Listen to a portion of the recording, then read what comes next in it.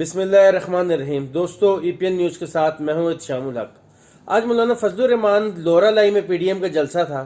جلسہ تو P D M کا تھا لیکن صرف وہاں مولانا فضل الرحمان موجود تھے، نہ بلاول تھا نہ مریم تھی۔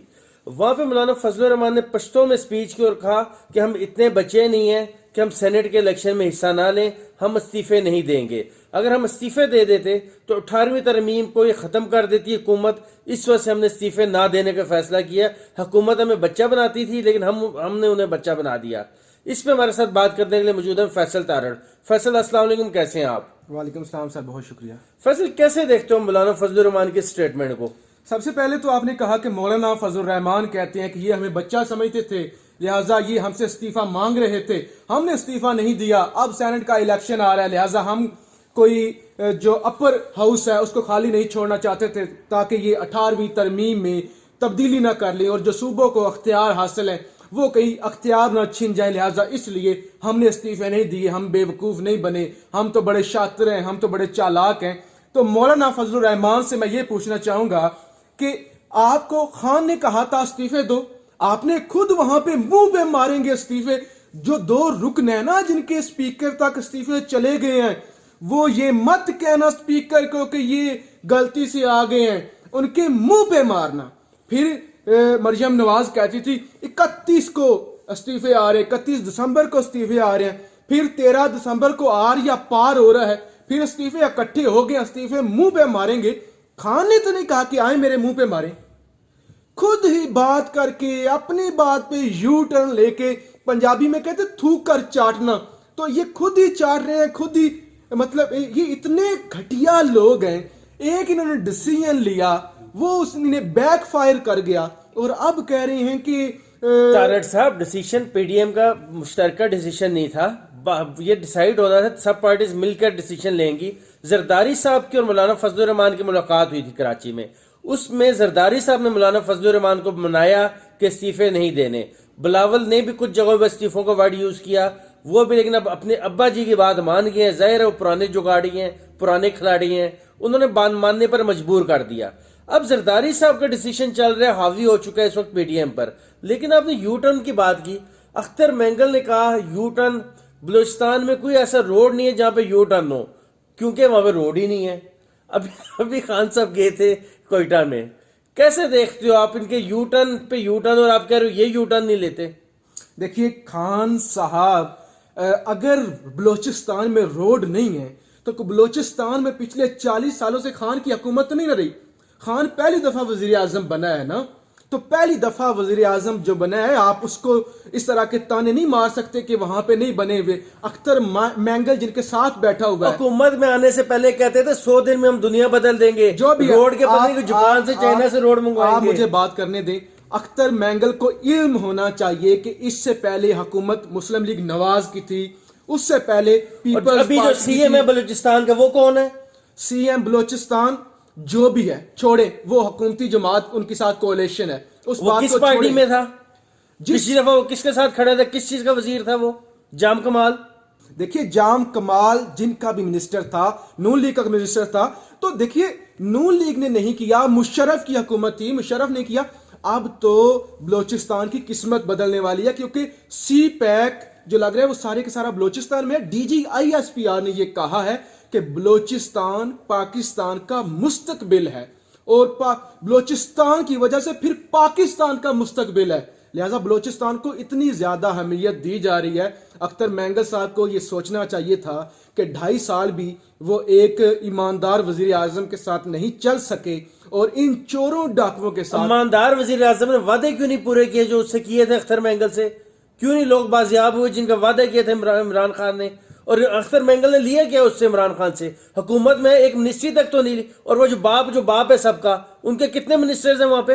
دیکھیے سیکیورٹی ایشوز ہوتی ہیں نا، جو وہ بازیابی والے مسائل ہیں وہ آرمی نے حل کرنے ہیں، وہ خان نے حل تو پھر نہیں خان نے اپنی زبان بند رکھنی تھی کہ میں ملک چلایا کروں گا، آرمی ملک نہیں چلائے گی۔ دیکھیے کچھ معاملات ہوتے ہیں جس میں آرمی ہی کام کر سکتی ہے سر بالکل آرمی ہی کام کر سکتی ہے، ابھی بھی تو سارے کام کر ہی رہی ہے۔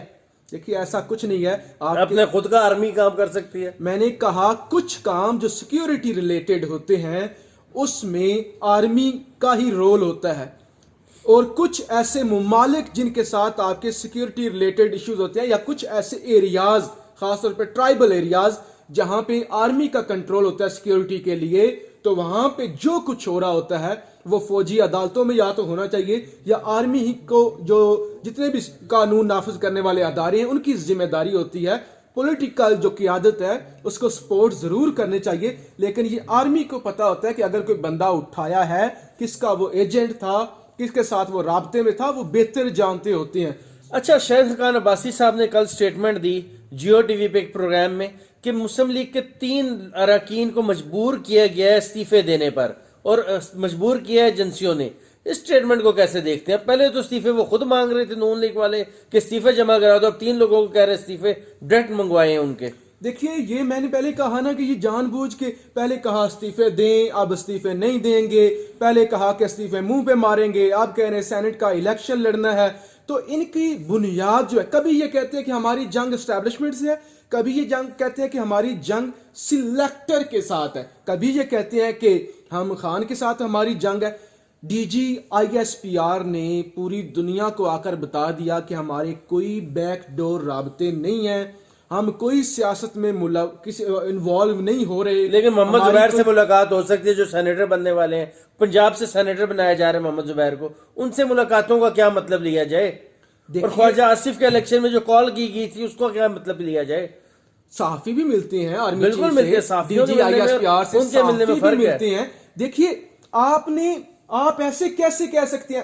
ملک چلانا ہے نا آپ نے ملک چلانا ہے، ملک کے اندر فوج بھی ہے، انٹیلیجنس ایجنسیاں بھی بریفنگ دیتی ہیں، اور آپ کی سیاسی قیادت بھی ہوتی ہے۔ نہ تو صرف آرمی ملک چلاتی ہے، نہ صرف پولیٹیشین حکومت چلاتے ہیں، سب نے مل کر بات چیت کر کے چلنا ہوتا ہے۔ تو آرمی اگر کسی سے ملکی مفاد کے لیے یا جو بھی یا کوئی کسی سے ملنا چاہتا ہے، وہ پبلک پراپرٹی ہے۔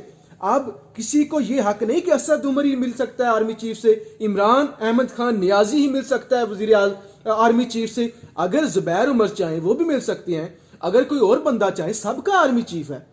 آرمی چیف کیا صرف حکومتی جماعت کا ہے؟